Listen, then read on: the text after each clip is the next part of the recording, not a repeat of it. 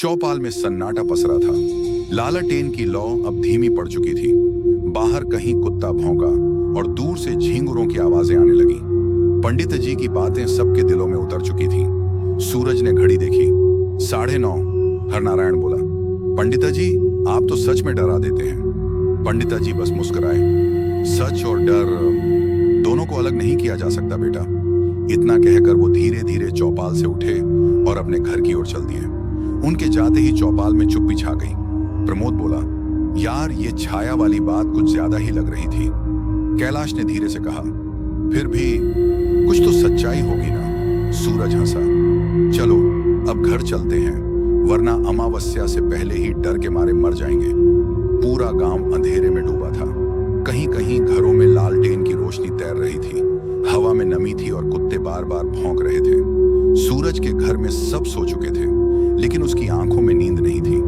पंडित जी की आखिरी बात उसके कानों में गूंज रही थी, अगर कोई पुकारे तो जवाब मत देना। वह करवटें बदलता रहा। तभी बाहर से थक थक की हल्की आवाज आई। वह उठ बैठा। आवाज जैसे दरवाजे के पास से आई हो। कौन है? उसने धीरे से पुकारा।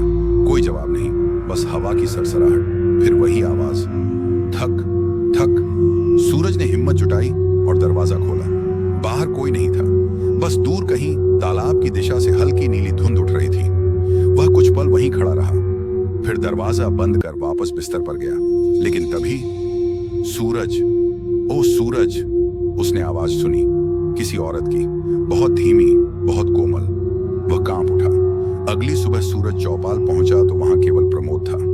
कैलाश और हरनारायण कहाँ हैं? प्रमोद ने कहा, सुना है रात को दोनों तालाब की तरफ गए थे। किसी ने बताया कि उन्हें किसी औरत की आवाज सुनाई दी थी। सूरज के पैरों तले जमीन खिसक गई। क्या? दोनों दौड़कर तालाब की ओर चले। तालाब के पास पहुंचते ही हवा ठंडी और भारी लगने लगी। पानी स्थिर था, मगर उस पर हल्की नीली परछाई झिलमिला रही थी। सीढ़ियों के पास कैलाश का जूता पड़ा था। हरनारायण का मोबाइल पास में टूटा पड़ा था। स्क्रीन पर आखिरी वीडियो खुला हुआ। वीडियो में तालाब की तरफ कुछ रिकॉर्ड हो रहा था। धुंध के बीच एक औरत का चेहरा उभरा, गीले बाल, लाल आंखें और मिट्टी का घड़ा हाथ में। वीडियो अचानक बंद हो गया। प्रमोद डर के मारे पीछे हट गया। सूरज चलो यहां से। गांव में खबर फैल गई, 2 लड़के लापता हैं। पुलिस आई पर कोई सबूत नहीं मिला। तालाब में गोताखोरों ने खोजबीन की पर कुछ नहीं मिला। पंडित सोमेश्वर ने चौपाल पर सबको बुलाया। मैंने चेतावनी दी थी, उन्होंने भारी आवाज में कहा। वो छाया वापस आ गई है, एक बूढ़ा आदमी बोला। पंडित जी ये सब अंधविश्वास है, पुलिस जांच करेगी। पंडित जी ने बस इतना कहा, जब अगली अमावस्या आएगी देख लेना, फिर कोई और जाएगा। दिन बीतते गए, लेकिन सूरज को रातों में नींद नहीं आती थी।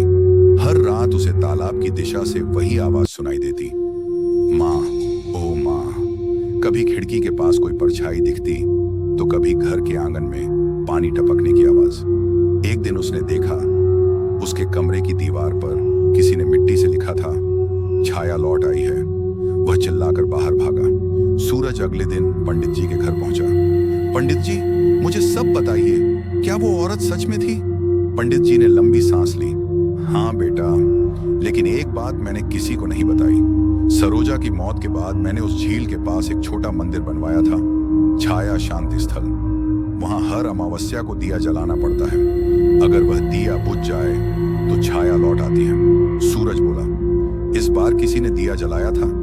पंडित जी ने कहा, नहीं, पिछले महीने मैं बीमार था। सूरज का दिल धड़क उठा। तो फिर वही लौटी होगी। अमावस्या फिर से आने वाली थी।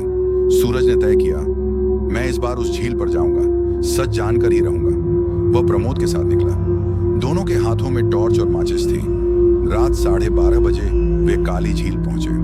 पानी एकदम शांत था। आसमान पर बादल घिर चुके थे। अचानक हवा चली और झील के बीचों बीच लहरें उठी। सीढ़ियों पर किसी के कदमों की आहट। दोनों ने टॉर्च की रोशनी फेंकी। एक औरत खड़ी थी, बाल गीले, चेहरा अंधेरे में। उसके हाथ में वही मिट्टी का घड़ा था। वह बोली, माँ। प्रमोद चीख पड़ा। सूरज आगे बढ़ा।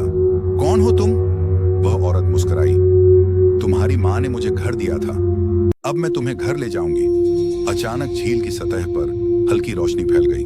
पानी के नीचे दर्जनों मिट्टी के घड़े दिखाई देने लगे। चेहरा झिलमिला रहा था। कैलाश, हरनारायण, औरतें, बच्चे, सब। छाया ने धीरे से कहा, हर आत्मा को घर चाहिए। सूरज ने कांपते हुए पूछा, तुम चाहती क्या हो?